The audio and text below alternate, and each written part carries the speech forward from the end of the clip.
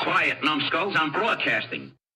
Hello, you're listening to the podcast. So there I was. It's how all great aviation tales begin. And this week is $174 in pain and pennies. Ouch! Almost more pain than pennies, I'd say, Fig. What a fabulous story. And our listeners will totally understand as soon as he tells the story. And good luck not laughing your ass off. Yeah. So we have First Sergeant retired United States Marine Corps, First Sergeant John Crouch back to talk about his time on the drill field, both at AOCS, Aviation Officer Candidate School in Pensacola for naval officers, naval flight officers, and naval aviators, and his time on the drill field at Parris Island, South Carolina, the pain that one goes through to become a drill instructor. He talks about that. And he talks about his pain on the drill field as a private as well. Yeah. Which kind of led to one of our possible show titles, is Where's My Platoon? Right? Whoops. He actually caused his drill instructors to lose their bearing and laugh. So hopefully. And that's no small task. That's saying something. No, if you can get your DI to laugh, you've either screwed up royally or really, stood out. So yeah, when you figure out which it was. Oh, man. Hey, we're breaking this one up into 2 weeks. We spent 2 hours with First Sergeant Crouch, and this is a fantastic show. And going to need to be done over 2 weeks for a number of reasons. One, you're going to enjoy both weeks. I promise you. There's no letting up. He hits full throttle and doesn't come off the throttle until we're done. And between our schedules, there's just no way to do a separate show this coming week. So that's where we're at on that. A couple quick admin notes, and we'll tease a couple stories. We got sotherewas.us/giveaway. Please go there. Share the show and win a copy of Takeoffs and Landings, Memories of God, Country, and Family by Pete Peterson. Years in the Air Force from the 50s to the 80s. So a fun book to read. So we'll ship you out a copy of those if you'll just share the show. Yeah, share the show. That doesn't cost anything. No. Speaking of cost, thank you to all of our donors who are keeping this show coming to all of you. Because believe it or not, it is not free to produce this show. It is insanely expensive nowadays. Yeah. But thank you to the donors that make this possible.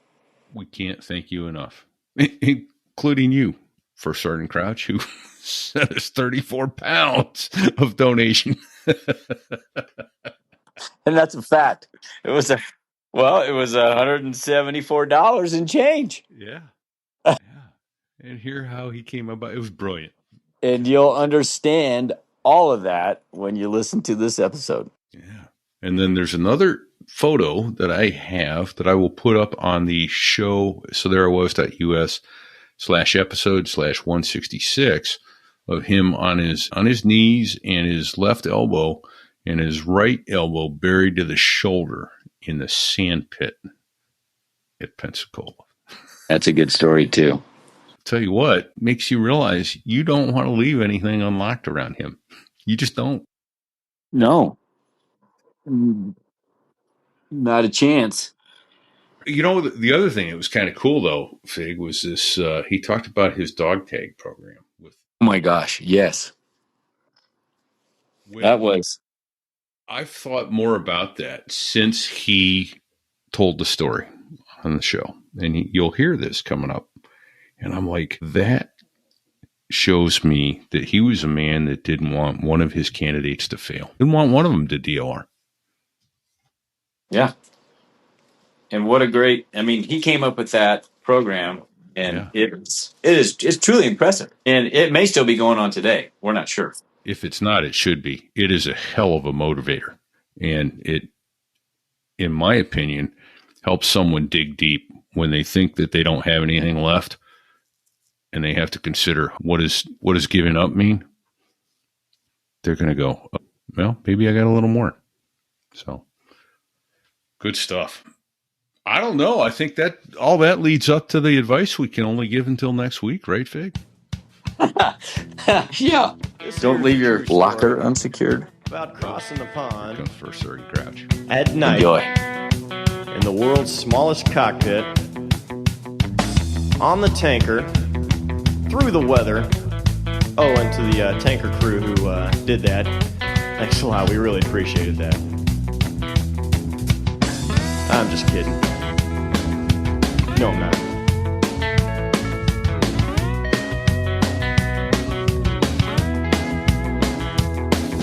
Well, there I was, crossing the pond, and you could see that I wasn't exactly fond of all the... So there I was, walking through the Navy Officer Candidate School barracks, 1997, and candidates are all across the street and academics, and myself and another drill instructor, Gunner Sergeant Willette, we're going through the rooms looking for discrepancies.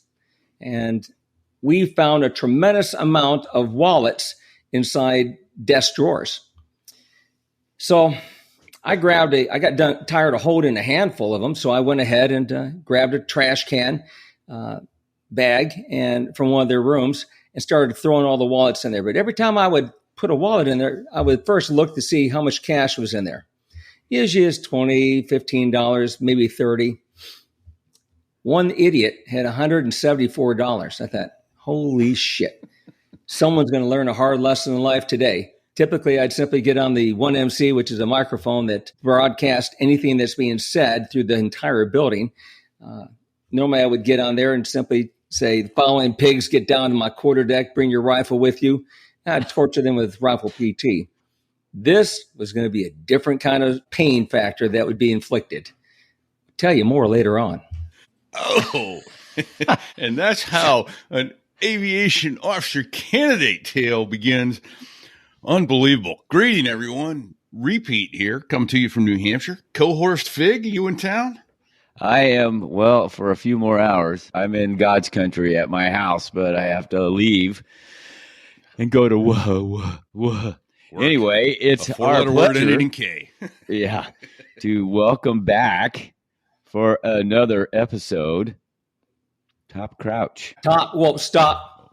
Frickin' officers, you should know better. You never use the word top in reference to any master sergeant, first sergeant, sergeant major, master gunner sergeant.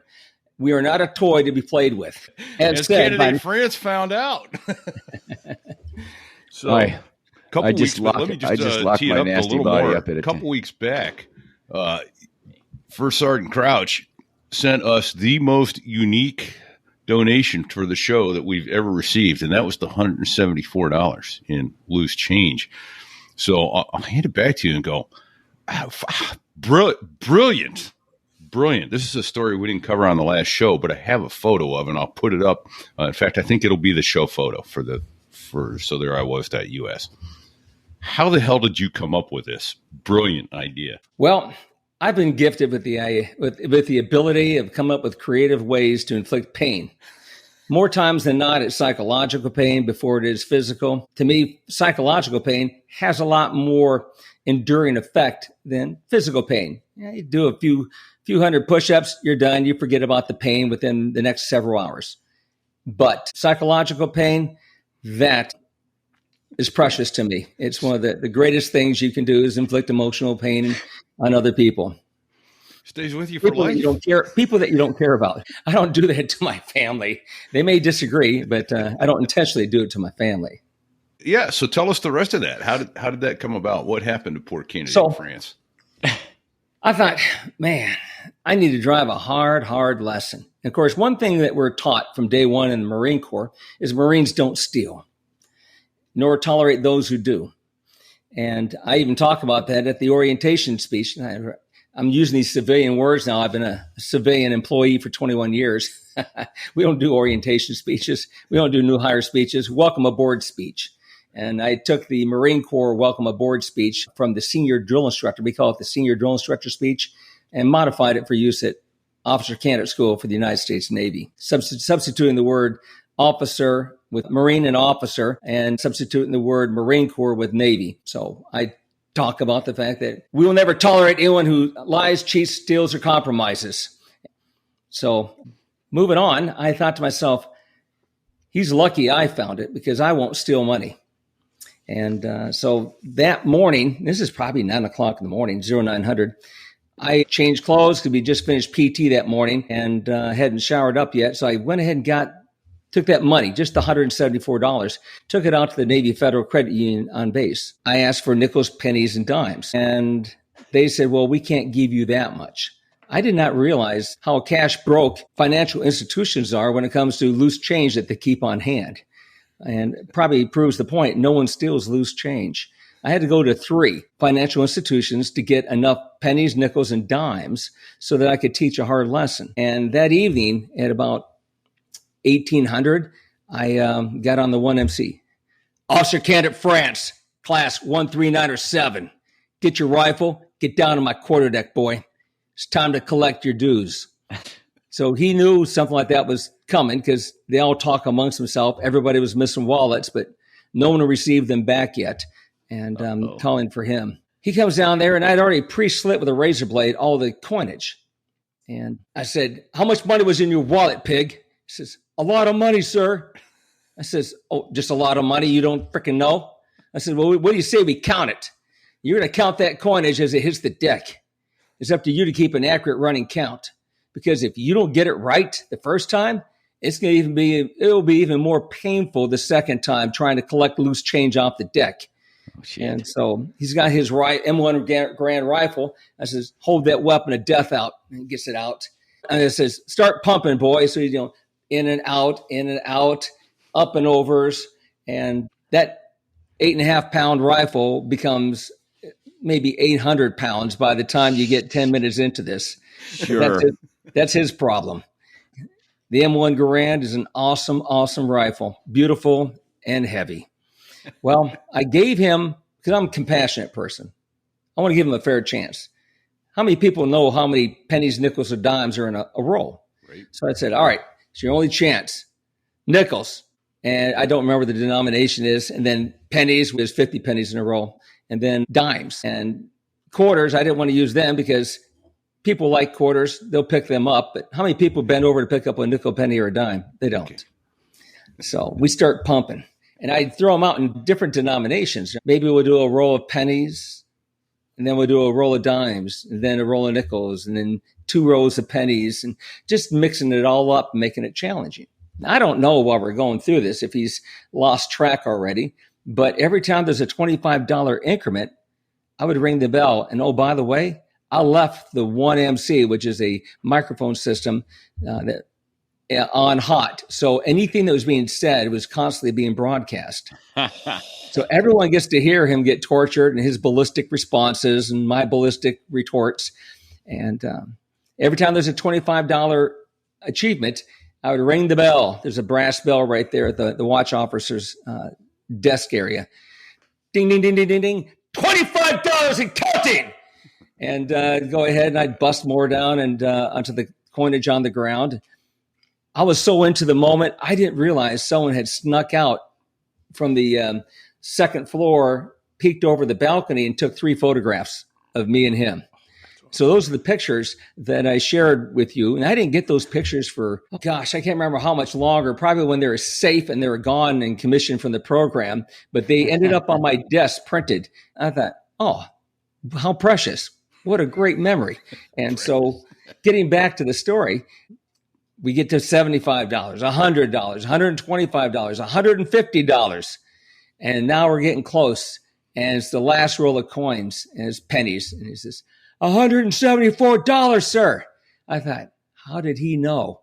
Well, I did not know until the mutual email exchange just last week between the two of you, me, and Officer Candidate France, now retired Captain France, as I recall, and that he didn't even know. He amazed himself at his ability to get it right. And so he paid close attention. He has attention to the detail. I guess that's why he's successful in life as a pilot. I never have time to listen to your show live, but I guarantee you I'm going to listen to it Thursday morning going to work. Right. And my goal is to listen to as much as I can. I'll finish it up on the return. And if I get interrupted, maybe the next morning. But I feel guilty because you talk about the podcast watchers who send you donations. And you guys deserve a donation. You have an outstanding platform. And to me, the perfect mix is 2 co-hosts. It has a different energy level than when you only have one person like Larry King. It's hard to keep that energy going with just one host. And so I think it's a great platform. I love the stories. And then it hit me while driving to work. They loved the story, $174 in loose change, right? And that they were disappointed that I didn't tell it on my first podcast with you all, episode 99.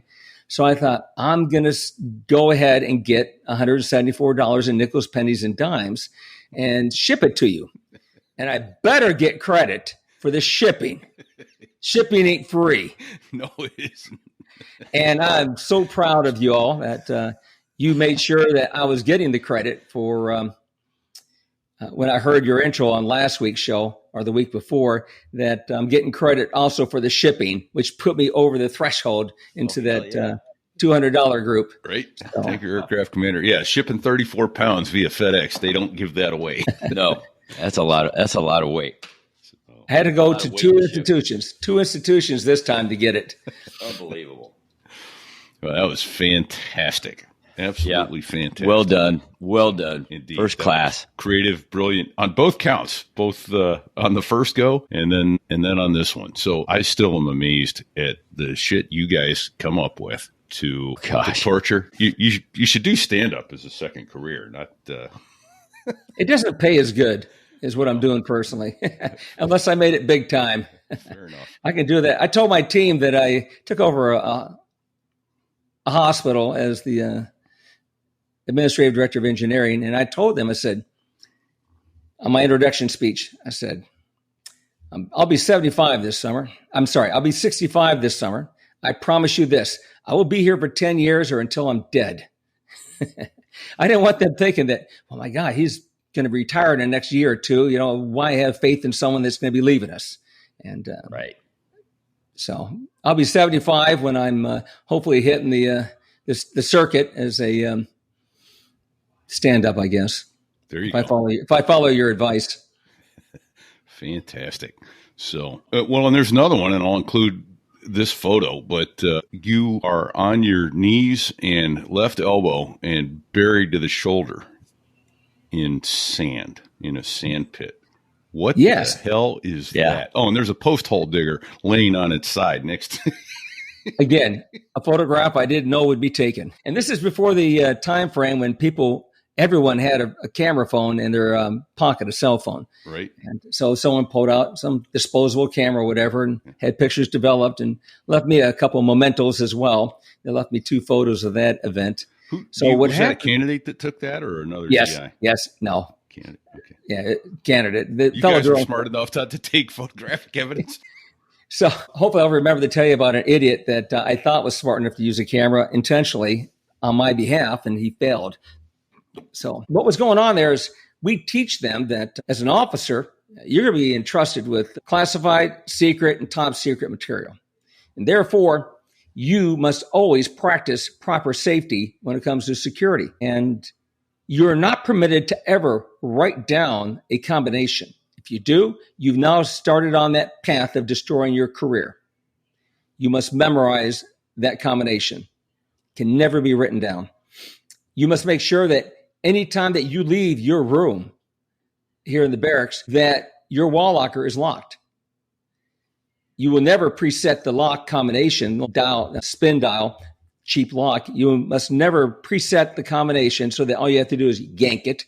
You won't set it so that all you have to do is get the last number and then pop it open. And again, your roommates must not know your combination and practice operational security. If you're smart, whenever I give the command to get the hell out of my barracks and get online out in the hallway or get outside, that all 4 of you will round robin all 4 lockers and shake the shack and spin it to make sure that it's not preset. So they have a 2-inch by 3-inch notebook that they keep. We call it a gouge book. And they write down all this information that's mandatory rote memorization. So anytime that they're not engaged in something, we'll tell them to pull out their knowledge and they'll hold it directly out in front of them in a very painful methodology, shoulder, forearm, parallel to the deck, fully extended, and they must read it from that distance, whatever is on there, and they can use the other hand to flip the pages. Well, this idiot had written down the combination to a wall locker, and they have their name on the darn knowledge books as well, so it's pretty easy to find.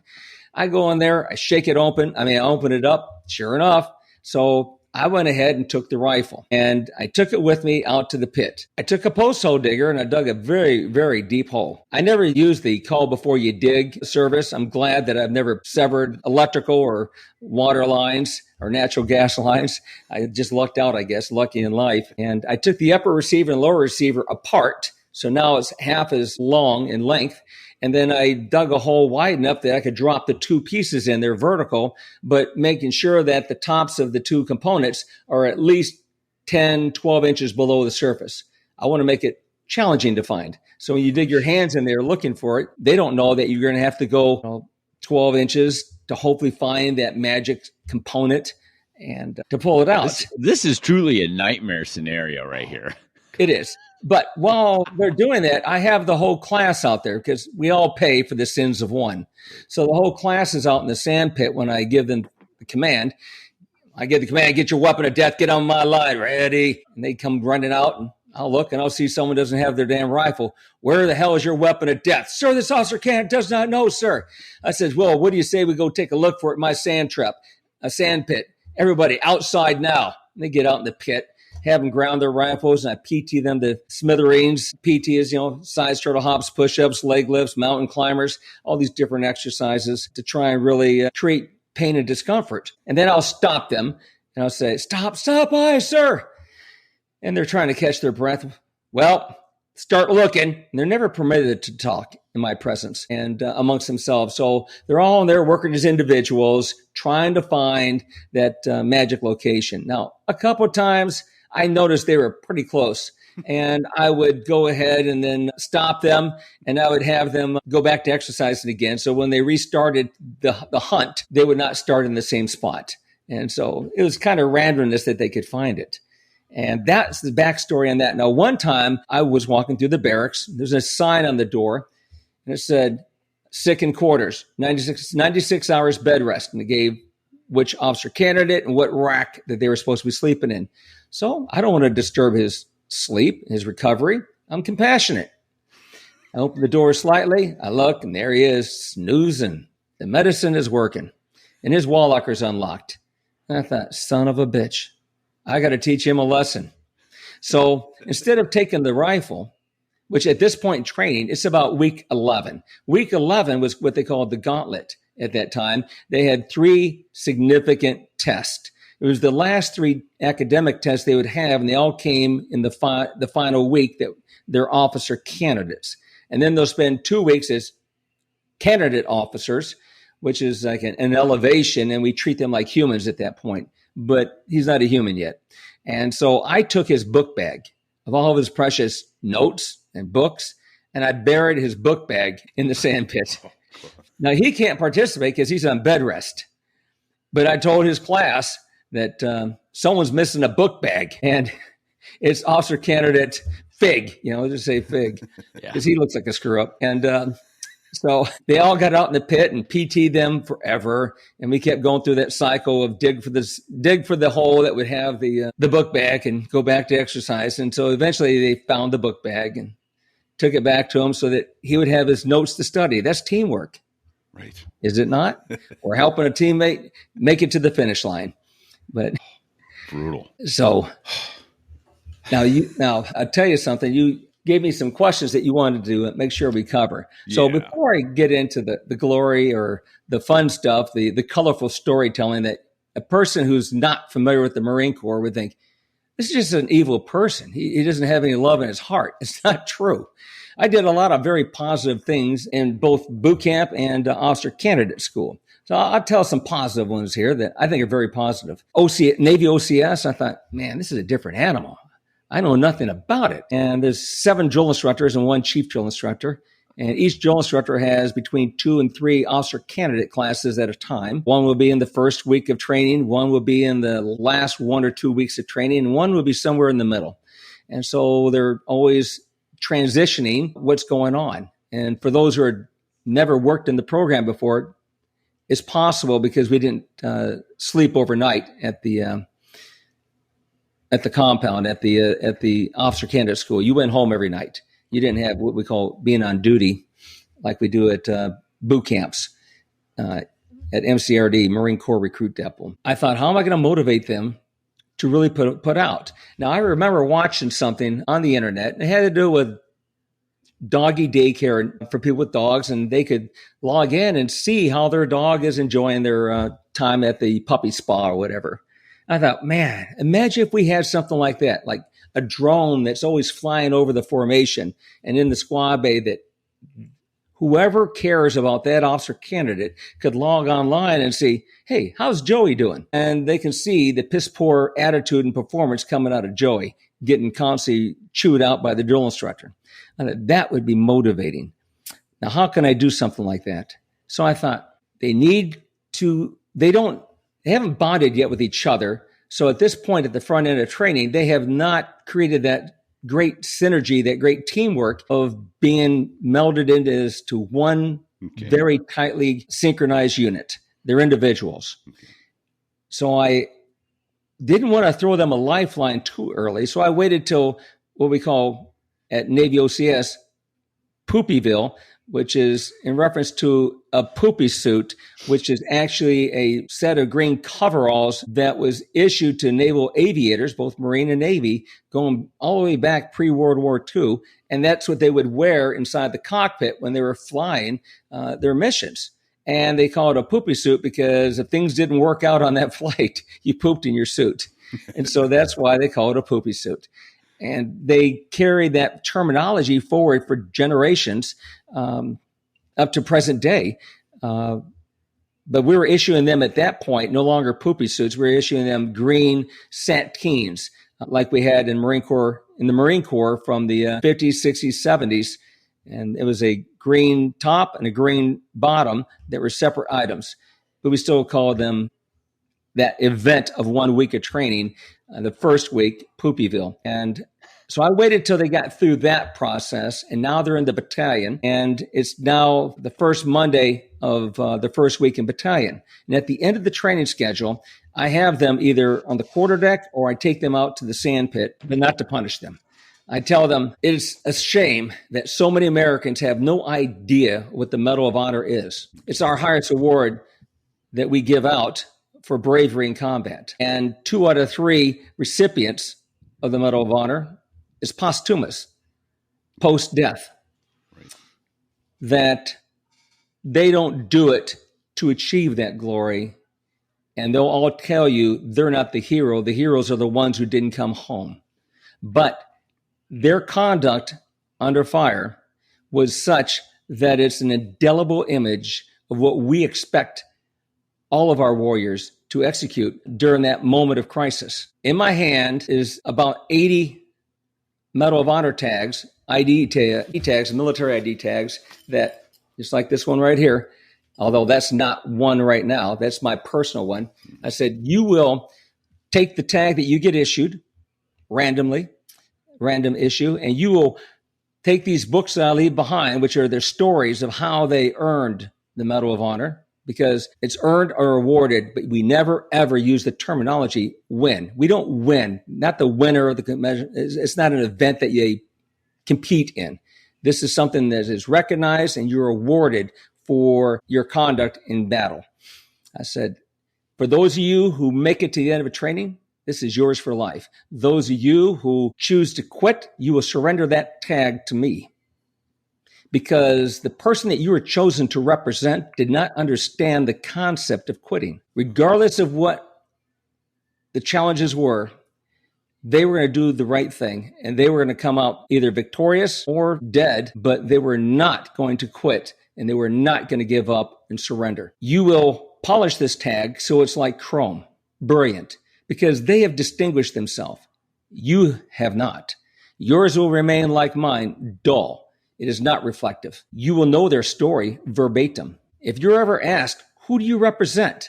You will come to parade rest and commence telling their story. You also take time to learn what went on with them after they received the Medal of Honor, if in fact they lived. I want you to know as much about their story as humanly possible so you can tell it beyond simply the military citation on how it was written. I will tell you that, and I'm not telling the candidates this, at this point I'm talking to my audience here, every single time that the tag was surrendered because of a DOR, drop on request, they quit the program. Tears physically were shedding down their face because at that moment of transition of that tag in their hand to my hand, they realized they had more fight in them and they could have performed. And they're acknowledging their lack of commitment to the Navy, to their team, and to themselves, and to the reputation of their family name. I've only seen one candidate kicked out that I took his tag, and he was kicked out for dishonorable conduct at the end of officer training, and he was heartbroken that he had to surrender it, and because he didn't want to leave the program, but his conduct was unacceptable for what he did. Coincidentally, we're still connected and we're friends on Facebook. Yeah. Just say wow. And he reached out. Either one of us reached out to the other about 10 years ago on LinkedIn, I believe it was, is where we started. But yes, so I said now I'm going back to talking to the officer candidates. When you're in formation, you're running, you have this sensation in your mind that, you know what, I think I'm going to be a run drop. I'm going to drop out of my place in formation and not keep pace with everybody else. I want you to think about who you represent because they did not understand the concept of quitting. They would have given their maximum effort until they were unconscious. When you know that you need to continue studying at night to pass an exam, I expect you to find that emotional and physical energy to keep training, to keep studying. And when you are challenged with a moral or ethical dilemma, make sure that you execute it as they would. So I said, I'm the only drill instructor who does this. There are no other officer candidates who ever receive a Medal of Honor tag at Officer Candidate School. This is my program that I came up with. Okay. They're welcome to do it, but drill instructors don't like to copy each other. And the good news is that when I was leaving the program at the 2-year mark, two of the drill instructors asked if they could do 2 of my methodologies and continue them. I said, absolutely. Love for you to, for this program to continue. So I know 2 of the programs that I created that were very positive continued after I had left. And hopefully they're still being done today. I'm sure some bean counters upset because we punched out maybe another 45 or 50 ID tags, but big deal. Right. So, well, I think that's outstanding. Let me tell you how this comes full circle. All right. So fast forward. That was 1996 when I first did this. It's now the year 2003. It's my last year in the Marine Corps. I'm a company first sergeant for a motor transport company at Fort Leonard Wood, Missouri. It's known as Fort Lost in the Woods, and it's an Army base. What do you expect? Well, I've got 1,400 Marine students. They're fresh out of boot camp. They've been to the Marine Corps School of Combat for MCT training for 1 month to learn how to be infantry. Now they're going to get a job skill, and they're coming here to learn how to be an engine mechanic on vehicles or to operate them. But not both. We don't trust them to have both skill sets. So I'm out there in the training area with the commanding officer. They're all waiting their turn to get in the vehicle and go through the several-mile course with the Humvees. And I noticed a young Marine with the name Coker, C-O-K-E-R. I said, Coker. Yes, First Sergeant. I said, it's a very important name in the Marine Corps. I'm curious, you have any relatives that went to Vietnam? Yes, sir. Who would that have been? I think he said it was his uncle. And I said, did he die in combat? Yes, he did. Did he receive a high award for his service in Vietnam? He said, I only heard the story one time many years ago by my father, and I believe he received a very, very high award. I said, well, on the happen chance that you are related as a nephew or a great nephew to this awesome warrior in the Marine Corps who did die in combat. His name was Ronald L. Coker, 1968. I said, Marines, gather around. So I school circled all the Marines together. I said, sit kneel stand. And so that way you have a really tight audience in front of you. And I told them the story about the Medal of Honor tag and why I came up with it and why I've been wearing this tag. So when I issued out that first set of tags randomly from that roll of about 85 that I had initially made, and they're all Marine or Navy, by the way, and they're all World War II, Korea, or Vietnam. The next tag up after I issue out the others is PFC Ronald L. Coker, killed in action. So I put that on mine. And I polished it up. And so I've been carrying it all these years and telling his story to all those follow-on classes I had trained at OCS, 9 classes total. And then occasionally would tell the story in the fleet once I had gone back to being part of aviation and later on the school command system as a Marine. So now it's my last 6 months in the Marine Corps, basically. I come across this event, tell them the story about PFC Ronald L. Coker and how he was on a patrol and they seen the VC. They started pursuing them. VC took refuge in a cave. And as the Marines approached the cave, they returned fire, they being the VC, the Viet Cong, and started shooting the Marines. And one of the Marines was horrifically wounded near the mouth of the cave. So PFC Ronald L. Coker, without regard for his own life, put his weapon down, ran forward, and in his approach to retrieve this wounded Marine, received bullet wounds and continued through that indomitable spirit to grab that Marine and start dragging him off to the wood line into safety. Grenades started coming out. The first one hit him, bounced, and exploded. He received some shrapnel wounds. A second one hit the chest of the Marine he was dragging, and it bounced and exploded, inflicting more injury on both Marines. He was able to drag him to safety. What I don't know is who that Marine was he was trying to save and whether or not that Marine lived. What I do know is that PFC Ronald L. Coker died from his wounds and therefore, with complete disregard for his own life, trying to save the life of another Marine, received lethal wounds and proper recognition with the Medal of Honor.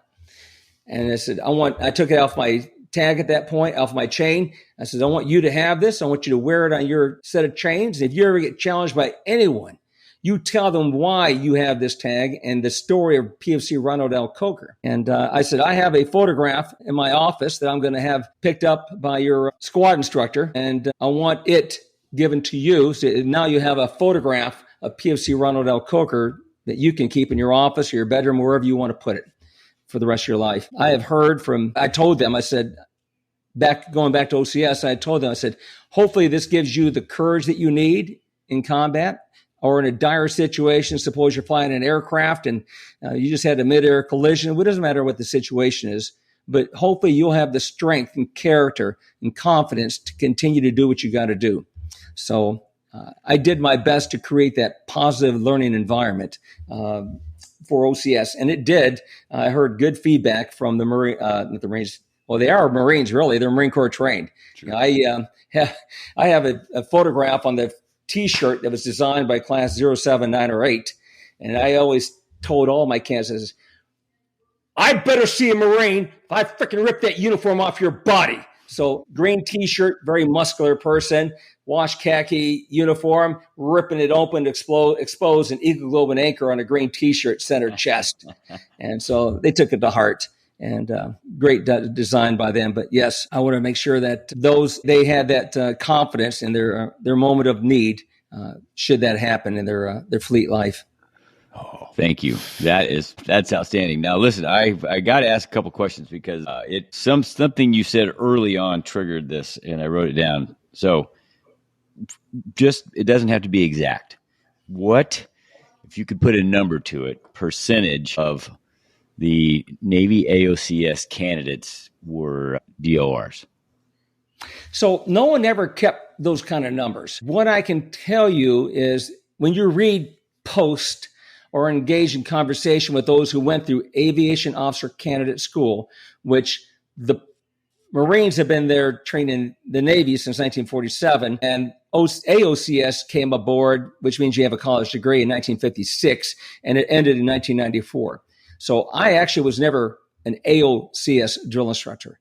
I was a Navy OCS drill instructor, which is homogenized. They took the seafaring Navy and the aviation Navy, and they merged them together, just like Quantico did. when in 1968 they took away the Marquette program from Pensacola AOCS, and they had all of their people get their commission at Quantico in 1968.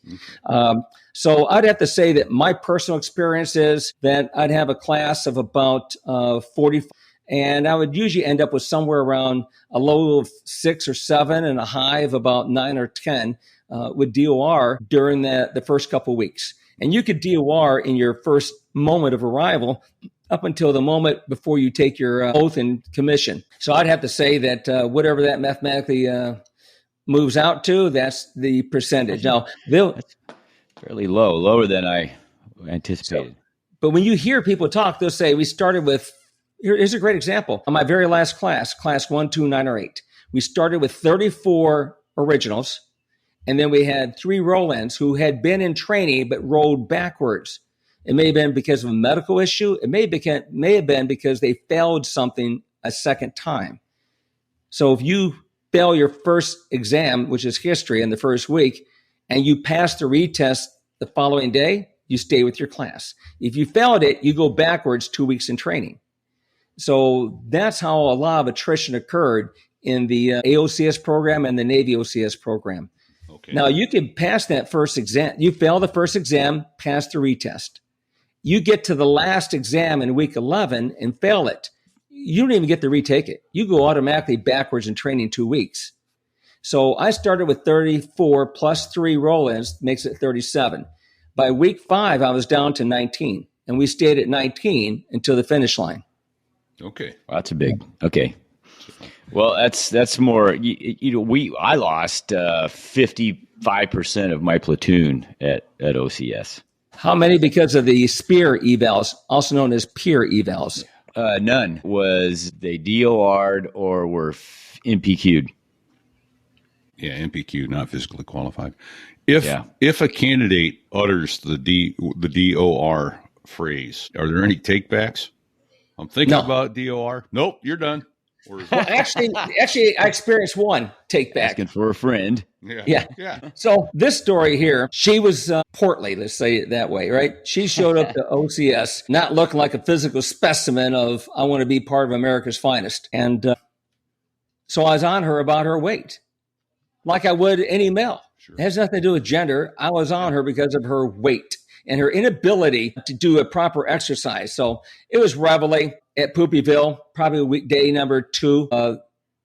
So actually, they get there on a Saturday. It would have been Wednesday or a Thursday. And she's on her back doing leg lifts. The problem is she lacks the core strength to do 2 things at one time. Keep her feet off the frickin' deck a minimum of 6 inches and her head off the deck, chin on chest. Okay. She can only do one or the other, but not both. And boom, I was there. If there's a jelly donut on your chest, you get your frickin' fatty melon off the deck and start chewing it while your frickin' legs are elevated. So this officer can't DORs. Well, good. Now you can have all the donuts you want. And get up. I says, get up, go to your room.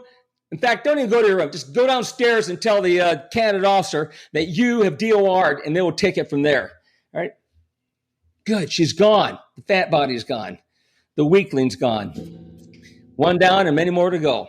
Well, I find out that the lieutenant commander, who is the XO of Officer Candidate School, she doesn't like John Crouch. She doesn't like that I have this thing about pointing out gender weaknesses, because if I find females putting their knees on the deck for push-ups, I'll remind them, there's I said, there's only one standard in the Navy, frickin' knees off the deck.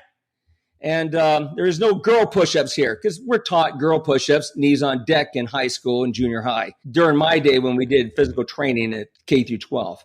Well, she said she would love to stay in the program as long as she doesn't have me as the drill instructor. Oh, and you frickin' accommodated her. I couldn't believe it. Oh, wow. That is a sin of all sins. Now we get to pick and choose who our drill instructor is. Well, right. I find out about a week and a half later, she's back in the program with another drill instructor. And fast forward, I don't go hunt her out and harass her. As long as she's out of sight, out of mind, I don't have a reason to go find her. She makes it through the program. And now she's out in the fleet. She's aviation. She's in her flight suit, as I recall. No. I'm back in aviation, VMFA AW 332, the Moonlighters, and my commanding officer just returns from a cross country, which is, he left South Carolina and he went across the country. In this case, he went to Pensacola, Florida. He went to Pensacola, Florida, stopped in at the Mustin Officers Club. Yes. And was sitting there enjoying his lunch and seeing the table next to him with about 8 to 10 newly commissioned ensigns. And they were telling stories. And a few of their stories had to do with dealing with Gunnery Sergeant Crouch. And so that obviously had his attention because I was his maintenance control chief. And he never interjected himself at all. He just listened to all this good gossip and then brought it back. He said, Gunny, you're a well-known legend at Pensacola. And I says, hoorah. I'd been away about a year at that time. And he said, I'm listening to this table of war stories being told about their officer candidate days. And they start telling stories about you. And one in particular is about this female who happens to be at the table. And she's already putting stress on the seamstress and the buttons and the zipper of the flight suit, which means she's overweight for her flight suit. And about how if there's a jelly donut and whatnot, the jelly donut story. And so I thought to myself, I know exactly who this is. And I told him who it was. I'll leave her name out of this.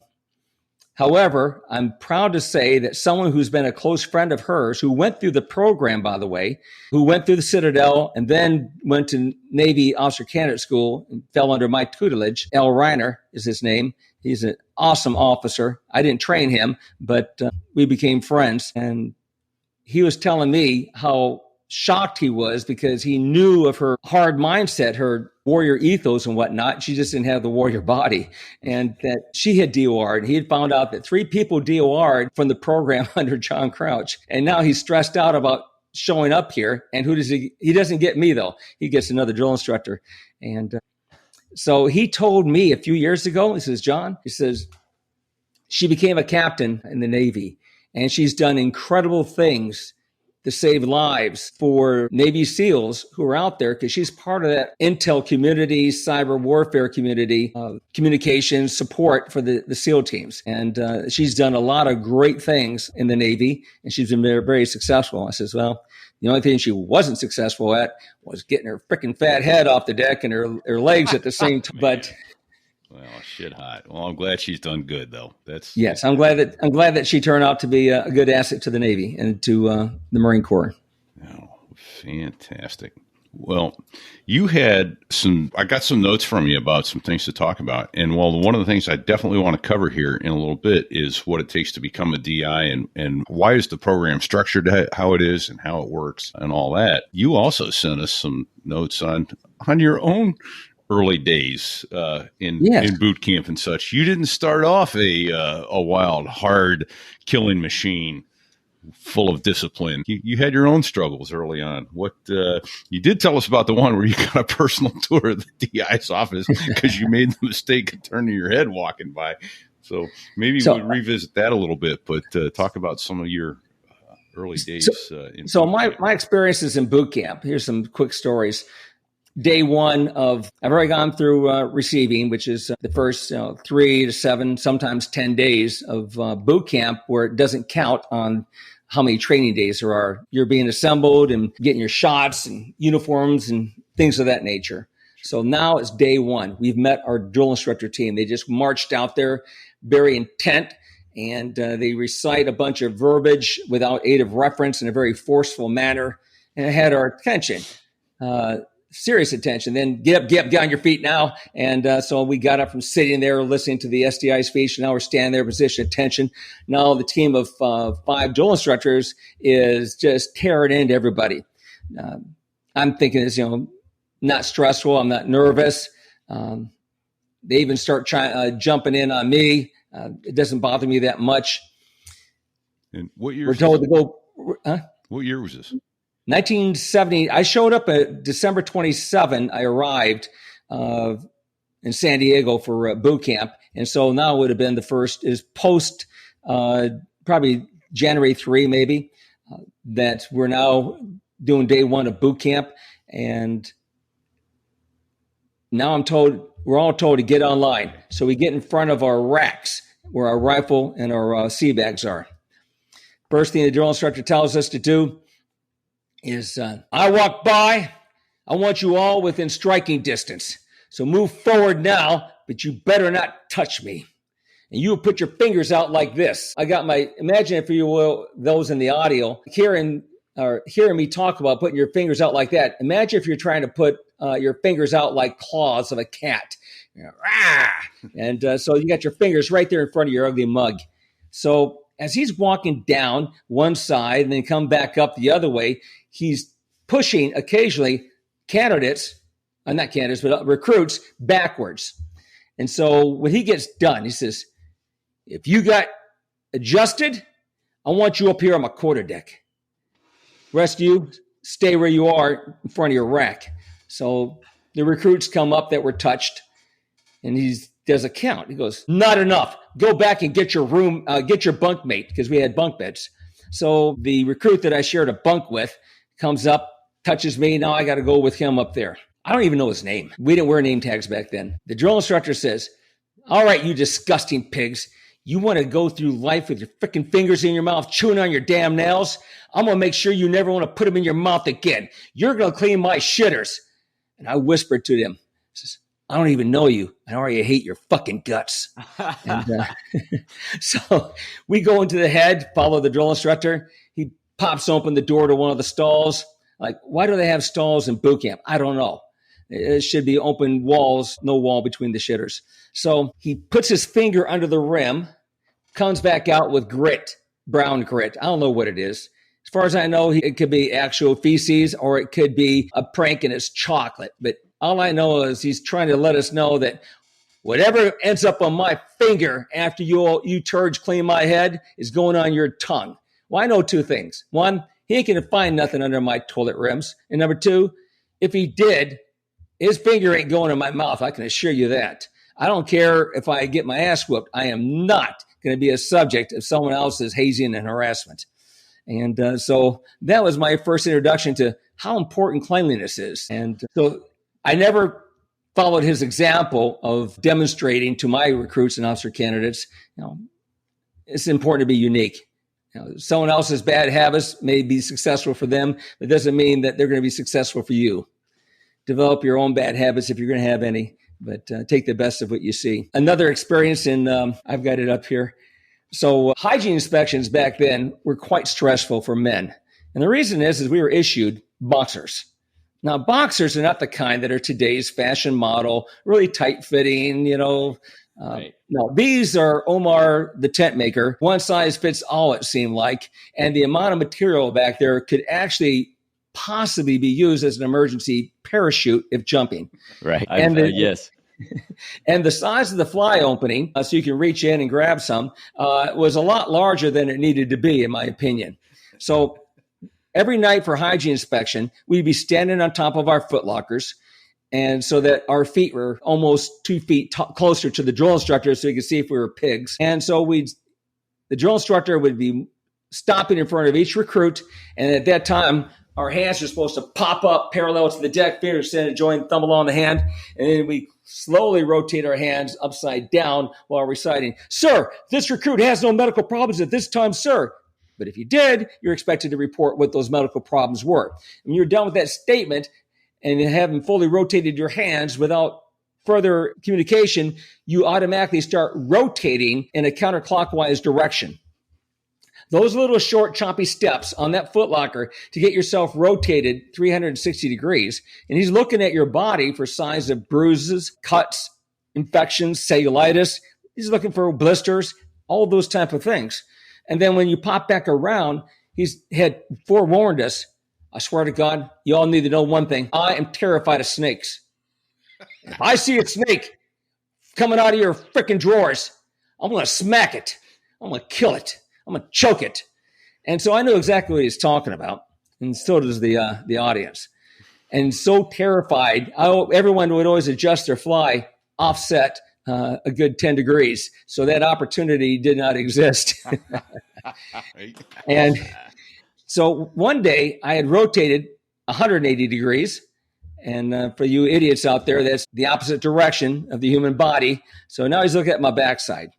San Diego has all these sandpits for making physical training incentive punishment PT and just regular PT. And it's got this soft sand that has crushed seashells in it.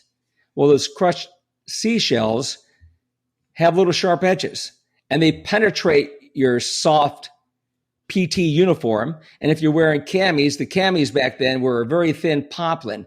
So I didn't know it, but our butts were all bloody. So he says, Jesus Christ, what do we have here? Freaking gay daisy chain? And because not just me, he had already noticed others with bloody backsides. Now, earlier in the day, we had a hurricane come through. And a hurricane in boot camp is when you take your contents of your footlocker that are neatly organized and you dump it into a big pile. And then they go through and they kick it all around. So everything gets mixed up. And then you're told to collect your goods and have it all back in the footlocker in like 45 seconds. You ain't got time to be looking at whose underwear is this? Whose T-shirt's that? Because everything's got a name on it marked with an ink stamp.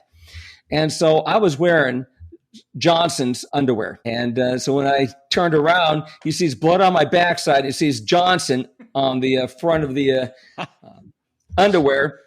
Johnson, get over here. Johnson comes running over. Turn around.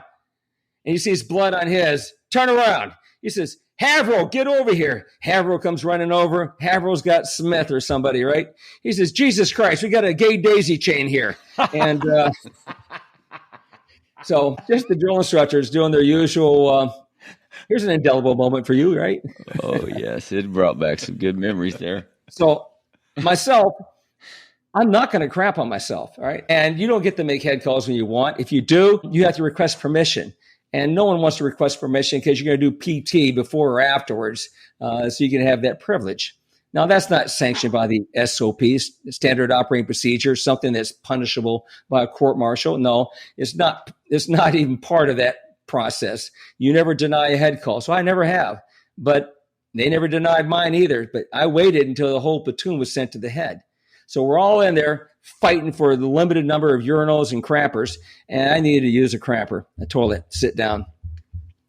I'm sitting there straining, trying to make something happen because I got to go, and we're waiting to go up for PT, and I don't want to be out in the PT field and have this event happen. And all of a sudden, the door opens up, and someone says, spread your legs.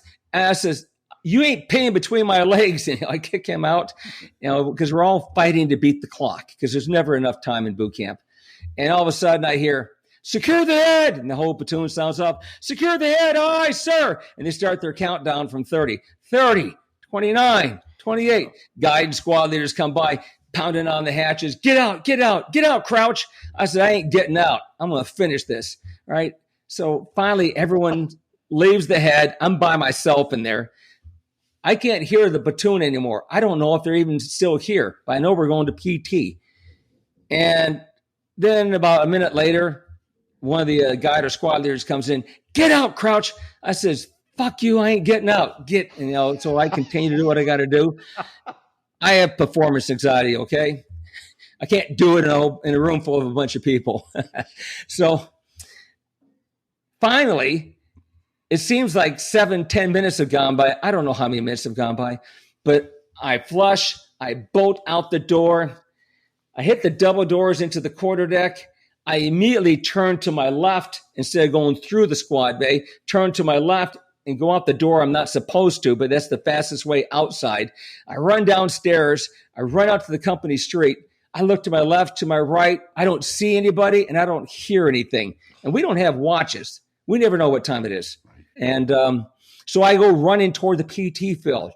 I don't find them there. I went to the other PT field. I went to the hand-to-hand combat. I ran a fucking PFT by the time I got done looking for a platoon that does not exist, nor none of the other platoons from our series, which is 4 platoons. So I go all the way back, and I'm back at the starting point in front of the barracks, in front of the company steps where the drill instructors are the only ones authorized to use. And all of a sudden I hear, what the fuck are you doing, Crouch? Oh, my God. A voice from heaven. I indelibly know who's talking to me. It's Corporal Campbell, and it's going to be Staff Sergeant Jennings. And I turn around, and I'm looking straight ahead. Up here, you idiot. I look up to the third floor. He says, what the fuck are you doing outside? Sir, the recruit thought he lost the platoon, sir. Sir, this recruit was making a head call and didn't leave when everyone else did.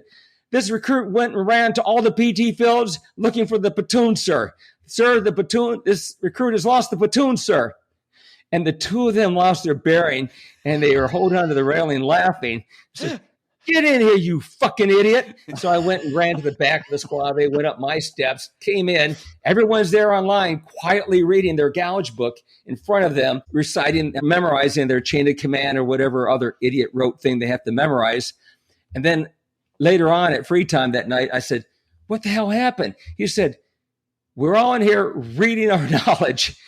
Several minutes later, you come bolting out through the double doors and then ran out the other door. And the drill instructors were in the office right on the quarterdeck there. I go, who the fuck was that? Recruit Crouch, sir. So they thought I went UA. And so they had already initiated a serious incident report, I'm sure, because anytime there's a serious incident, you have 15 minutes to call it in to your chain of command, something I would learn when I became a DI. Oh. And so that heavenly voice of my drill instructors that gave me that comfort of knowing that I'm here, they're there, and we're still a family, and knowing that I was going to get punished. But man, that was a tough PT session because I already ran what seemed like 3 miles under stress. Thank you for that. I just did 100 crunches. Oh, man. No kidding. So, I had no idea. Wow. I was a screw up from beyond. I mean, my father told me and my brother when we were teenagers, he says, kids, I was a Marine from 56 to 58. And we had a draft back then, and I didn't want to risk being sent to one of the other branches, so I joined the Marine Corps for 2 years. And I want you to know this. I'll never ask you to serve in the military or suggest or expect you to. But should you make that choice, I'm cautioning you, do not join the Marine Corps if you need to be told something twice. They'll take all the time in the world to tell you something once. God help you after you've been given the opportunity to ask questions that you need to then revisit this conversation because there's no tolerance for having to have the conversation twice. And I know that all of you Marines feel the same way, correct? I hate repeating myself. I hate it. Right. Yeah. Is that how'd you get repeat as a call sign? Well, actually, that's because I had the similar call sign to the squadron CO at the RAG when I checked in. So, yeah, so it's first name's Pete. And so it was, but I had a same call sign, which was.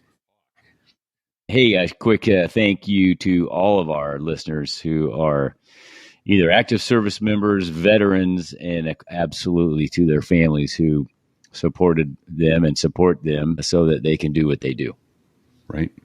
Yeah, that sacrifice is huge, even from the families. So thank you to all who have lost all sense of judgment and reached into their pockets and given us money so that we can keep this show coming to you. We're deeply grateful to those of you who've gone to the sotherewas.us/Patreon or to our direct donor page and parted with your hard-earned money to help keep bringing this show to you. Keeping our fuel tanks fuel is a big deal. So become a tanker aircraft commander, like First Sergeant Crouch did.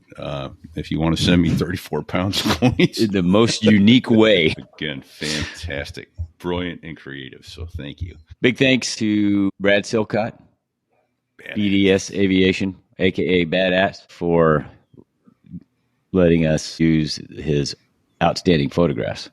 It's more like art than photos. Yeah. Oh, it is more like art. Absolutely.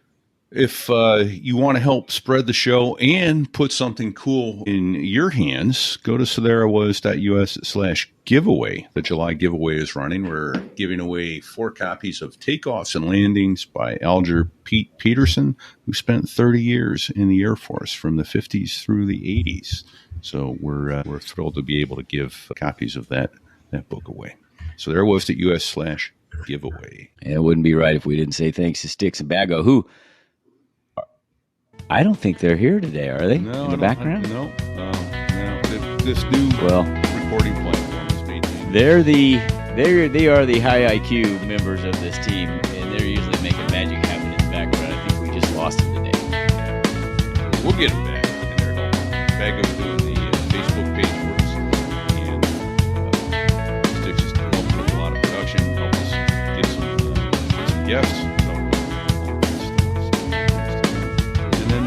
Seems like there's a couple more I always seem to forget, but there's a big hint. That is the music of the Dos Gringos, the 2 Air Force F-16 pilots that make the Air Force sound good.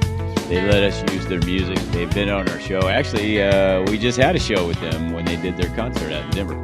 So thank you for letting us use your music. And if you haven't listened to the Dos Gringos, not a bad song on any one of their 4 albums. Seventh. It was the 7th. The concert was the 7th, but I think yes. The show came out. So, Yes, yeah. sorry. So, it's the show title is We're Gonna Kiss. A good reason why.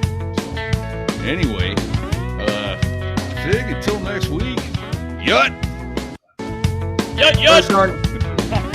First Sergeant Crouch out. Yut! Well, there I was, crossing the pond, and you could see that I wasn't exactly fond of all the shit I was wearing on that day. Now an F-16 is cramped enough, but it's even worse with all that stuff supposed to save your life. But we knew there was no way. 'Cause when you're going down the North Atlantic, man, it's over. Hold on. It's what? He said It's it's over. over. Did your parents have any children that lived? Sir, yes, sir. I bet they regret that. You're so ugly you could be a modern art masterpiece. What's your name, fat body? Sir, Leonard Lawrence, sir. Lawrence what, of Arabia? Sir, no, sir. That name sounds like royalty. Are you royalty? Sir, no, sir. And we'll cut it off there in case there are any kids listening. We are out.